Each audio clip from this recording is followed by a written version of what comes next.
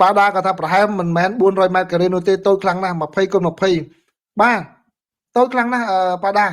400 mét cái bà square meters ពីព្រោះអីឥឡូវនេះសង្គ្រាមនេះចូលដល់ក្នុងដំណាក់កាលទីក្រុងហើយទីក្រុង block by block ហើយបាទគឺ10ម៉ែត្រ20ម៉ែត្រពីគ្នាហើយមើលរូបភាពដែលខ្ញុំឲ្យមើលនេះគឺសង្គ្រាមនៅក្នុងទីក្រុងតែម្ដងបាទលែងគីឡូឥឡូវនេះឃើញទេមក building to building street by street មកវាយគ្នានៅពុកក្រៅហ្នឹងគឺ street by street មកនោះចូលមក10ម៉ែត្រដកថយទៅវិញ5ម៉ែត្រមកគឺពេលនេះលែងកំភ្លើងផ្លោងប្រើបានហើយកំភ្លើងដៃហើយកំភ្លើងដៃហើយអញ្ចឹងបានខ្ញុំនិយាយនៅក្នុងពេលហ្នឹងគឺ urban warfare ហ្នឹងគឺអ្នកដែលគេ train ជំនាញហ្នឹងហើយគេ train ជំនាញហ្នឹងអាវុធក៏គេពិសេសសម្រាប់ប្រយុទ្ធនៅក្នុងទីក្រុងហ្នឹងដែរពីព្រោះកំភ្លើងផ្លោងឡើងបានហើយកំភ្លើងផ្លោងជួយឡើងបានហើយពេលហ្នឹងណាបាទពីព្រោះវាចូលដល់គៀកគ្នាហើយប្រយុទ្ធខ្លាំងមែនតើបាទទៅសួរខ្ញុំសួរទាហានខ្មែរយើងជំនាន់រណុលជំនាន់វៀតណាមអីគាត់មកគាត់និយាយប្រាប់ខ្ញុំមិនដឹងពិតប៉ុណ្ណាណាគាត់ថាចុងក្រោយមែនតើអស់ក្របនឹងធ្វើអីហ៎អាបាយណេតហ្នឹងដកមកចាក់គ្នាយុទ្ធជនក្លាហានគឺសិតដល់ថ្នាក់ហ្នឹងសុខចិត្តមិនបោះបង់ចោលគឺសុខចិត្តស្លាប់ដោយចាក់គ្នាទៅវិញមកគាត់និយាយដល់ថ្នាក់ហ្នឹង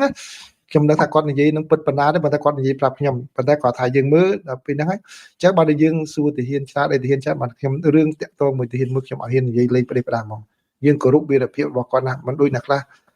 បាទខ្ញុំមិនចង់និយាយប៉ះយករឿងរបស់គាត់មកនិយាយចំអកលក់លើយនៅក្នុងពេលជាមួយសៀមឲ្យខ្មែរឆ្លុះគ្នាហ្នឹងជាការប្រមាថទៅដល់វីរភាពរបស់គាត់ឡើងហើយយើងនិយាយថាយើង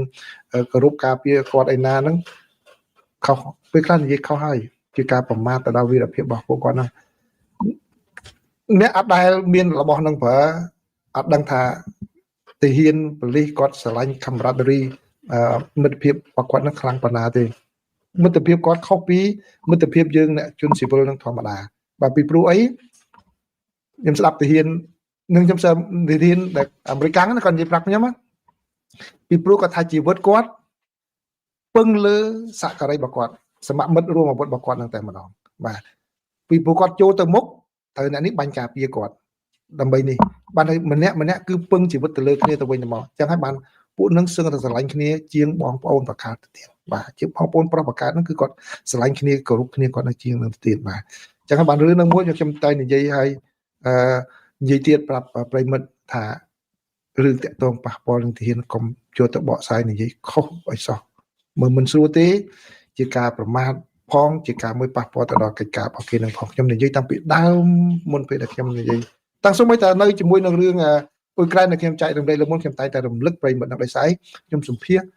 អតីតយុទ្ធជនហើយយុទ្ធជនច្រើនណាស់ហើយគាត់និយាយចេញមកបានយើងមកនឹងថាសម្ភាសយូរទៅចង់ប៉ះអារម្មណ៍យើងដែរណាយើងឃើញអារម្មណ៍គាត់និយាយមកត្រង់រហូតដល់ខ្ញុំនិយាយមួយដល់លោកម្នាក់គាត់ធ្លាប់នៅប្រយុទ្ធនៅសង្គ្រាមវៀតណាមគាត់ថាគាត់ទៅធ្វើការនៅប៉ុស្តិ៍ជាង10ឆ្នាំគាត់និយាយអត់ណាទេគាត់និយាយធម្មតាពីព្រោះគាត់អត់ទុកចិត្តទេគាត់ថាគាត់ share ចែករំលែករឿងតែសួរតែអ្នកហ្នឹងទៅអតីតទាហានដូចគ្នាបាទគាត់ហ៊ាននិយាយរឿងកិច្ចការអីខ្លះជាមួយគេពីហ្នឹងគាត់និយាយធម្មតាមកបាទតែគាត់មានបញ្ហាអីនៅក្នុងខ្លួននេះយើងមិនបានដឹងដែរគាត់ថាក្រោយមកប្រហែលឆ្នាំមកបាទ20ឆ្នាំគាត់អាចបាន open up ខ្លះបាននិយាយអញ្ចឹងឥឡូវនេះចូលដល់ការវិវត្តនៅក្នុងប្រទេសអ៊ុយក្រែនម្ដងបាទខ្ញុំខានដកស្រង់ពីវិទ្យាស្ថានសិក្សាអំពីសង្គ្រាមនឹងយូរហើយឥឡូវនេះថ្ងៃនេះដោយសារតែមានការវិវត្តខ្លាំងនោះគឺខ្ញុំសូមដកស្រង់សេចក្តីរាយការណ៍និងការវិតម្លៃរបស់វិទ្យាស្ថានសិក្សាអំពីសង្គ្រាមអំពីស្ថានភាពនៅសមរភូមិបាទប្រិមិត្តដែលបានតាមដានខ្ញុំក្នុងពេលកន្លងមកគឺបានចាប់អារម្មណ៍ខ្លាំងអំពីការសង្ខេបពីស្ថានភាពយោធានៅប្រទេសអ៊ុយក្រែននេះតាមរយៈវិទ្យាស្ថានសិក្សាអំពីសង្គ្រាមនេះបើតាមការវិតម្លៃរបស់វិទ្យាស្ថានសិក្សាអំពីសង្គ្រាមឲ្យដឹងថាកងកម្លាំងរបស់រុស្ស៊ីគឺបន្តបង្កើនការវាយប្រហារវាលុកខ្លាំងតែម្ដងបាទវាលុកខ្លាំងតែម្ដងទាំងនៅក្នុងទីក្រុងពុកក្រៅហើយនឹងនៅជុំវិញតំបន់ទីក្រុងពុកក្រៅពីព្រោះឥឡូវនេះមកដល់ពេលនេះគឺស្ថានភាពនៅក្នុងទីក្រុងពុកក្រៅហ្នឹងវាคล้ายទៅជាគេថា urban warfare បាទខ្ញុំបកពីអង់គ្លេសមកវិញខ្មែរថាម៉េចសង្គ្រាមនៅក្នុងទីក្រុងហើយបាទសង្គ្រាមនៅក្នុងទីក្រុងបាទគឺបានន័យថា street to street fightings គឺបានន័យថាការប្រយុទ្ធគ្នានោះពីផ្លូវមួយទៅផ្លូវមួយហើយបាទហ្នឹងជំនាញខុសគ្នាដែរណាបាទទាហានខ្លះគាត់មានតែជំនាញថាតបព្រៃជំនាញខ្លះជំនាញការពារជំនាញខ្លះ urban warfare អ្នកខ្លះគេ trend ផ្សេងណាបាទពីព្រោះ urban warfare វាមាន sniper ពីលើវាមានពួកបាញ់ពីក្រោមពីអីពួកស្កាត់យ៉ាងម៉េចចូលទៅគេស្ទាក់កម្លាំងម៉េចតើតែមានការសិក្សាបើអ្នកយកតបព្រៃមកវាក៏អត់បានដែរអញ្ចឹងបានន័យថាគេមានត្រៀមកម្លាំងសម្រាប់មកប្រយុទ្ធនៅក្នុងទីក្រុងនោះដែរអញ្ចឹងឥឡូវនេះគឺរុស្ស៊ីវាប្រហារពីខាងក្រៅផងពីក្នុងទីក្រុងនោះផងដើម្បីធ្វើយ៉ាងណាឲ្យវាយកទីក្រុងនេះឲ្យបានហើយក៏មានសេចក្តីរាយការណ៍ថាកម្លាំងការពាររបស់អ៊ុយក្រែននៅកន្លែងមួយចំនួនគឺបានដកថយបានចាញ់ខាងរុស្ស៊ីហើយក៏ប៉ុន្តែក៏មានសេចក្តីរាយការណ៍ឲ្យដឹងថានៅតំបន់ផ្សេងទៀតគឺអ៊ុយក្រែនក៏បានរុលទៅមុខវិញដែរតាមក្បួនតាក់ទិកក្បួនយុទ្ធសាស្ត្ររបស់គេនៅក្នុងតំបន់ប៉ុកក្រៅតែមូលហ្នឹងបាទហើយបើយោងតាមវិទ្យាស្ថានសិក្សាអំពីសង្គ្រាមគាត់ថាបើរូបភាពតាមភូមិសាស្ត្របង្ហាញឲ្យឃើញថាទាហានរបស់រុស្ស៊ីគឺបានរុលទៅមុខនៅតំបន់ភាគខាងបូព៌ាណាបូព៌ានៅទីក្រុងប៉ុកក្រៅបាទហើយគឺរូបភាពបន្ថែមទៀតនៅទើបតែបានចេញផ្សាយនៅថ្ងៃទី2ខែវិច្ឆិកានឹងបង្ហាញថាកងកម្លាំងរបស់អ៊ុយក្រែនវិញក៏បានវាយប្រហារទៅលើទីតាំងរបស់រុស្ស៊ីចំនួន2ដែរដែលនៅភាគខាងជើងវិញបាទខាងជើងទីក្រុងប៉ុកក្រៅវិញដែលវិទ្យាស្ថានសិក្សាអំពីសង្គ្រាមវាតម្លៃថាគឺមិនមែនជាកម្លាំងរបស់រុស្ស៊ីដែលមកឈរជើងទេគឺគ្រាន់តែជាកម្លាំងដែលចូលមកដើម្បីសង្កេតការណ៍ដើម្បីវាយបាក់ផ្លូវតែប៉ុណ្ណោះបាទកម្លាំងវាយបាក់ផ្លូវហើយត្រូវខាងអ៊ុយក្រែននឹងវាឲ្យដកថយក្រោយវិញបាទដូច្នេះក៏មិនអាចបញ្ជាក់ថារុស្ស៊ីមកគ្រប់គ្រងតំបន់ហ្នឹងហើយអ៊ុយក្រែនទៅគ្រប់គ្រងតំបន់ហ្នឹងដែរគឺគ្រាន់តែបញ្ជាក់ថារុស្ស៊ីបានបញ្ជូនកម្លាំងបើកផ្លូវមកត្រូវបានអ៊ុយក្រែនវាឲ្យដកថយទៅវិញទៅហើយប្រភពយោធារបស់អ៊ុយក្រែនហើយក៏ដូចជាអ្នកសរសេរប្លុកតាមយោធារបស់រុស្ស៊ីនោះក៏បានបញ្ជាក់នាពេលថ្មីនេះថាគឺកងកម្លាំងរបស់ខាងរុស្ស៊ីបានជ្រៀតចូលបាននៅតំបន់ភាគខាងជើងនៃទីក្រុងប៉ុកក្រៅបាទហើយការអ្នកសរសេរ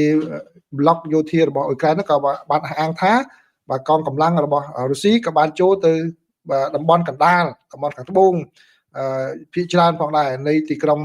មីណូរ៉ាត់អញ្ចឹងឥឡូវខ្ញុំសូមដាក់រូបភាពនេះឲ្យប្រិមិត្តបានមើលឃើញឲ្យបានច្បាស់តែម្ដងគឺបាទមើលគឺបាទពណ៌លឿងហ្នឹងគឺជាតំបន់ដែលខាងរុស្ស៊ីរុលទៅមុខហើយពណ៌សហ្នឹងគឺជាកន្លែងចូលជើងទីតាំងរបស់ខាងអ៊ុយក្រែនបាទដូច្នេះប្រិមិត្តបានមើលរូបភាពនៅកណ្ដាលដែលខ្ញុំមិនអាចដាក់ cursor ទៅឃើញហ្នឹងគឺរុស្ស៊ីចិត្តចាប់ដៃគ្នានៅពេលដែលពាត់ទីក្រុងមីរ៉ូរ៉ាត់នេះបាទគឺចិត្តពាត់កន្លែងហ្នឹងជាប់ហើយចឹងបានន័យថាទាហានរបស់អ៊ុយក្រែនបើសិនជារុស្ស៊ីអាចទៅចាប់ដៃគ្នានៅភាគខាងពីយប់នេះគឺទាហានរបស់អ៊ុយក្រែនប្រមាណដែលនៅក្នុងទីក្រុងនេះប្រហែលជាទៅជាប់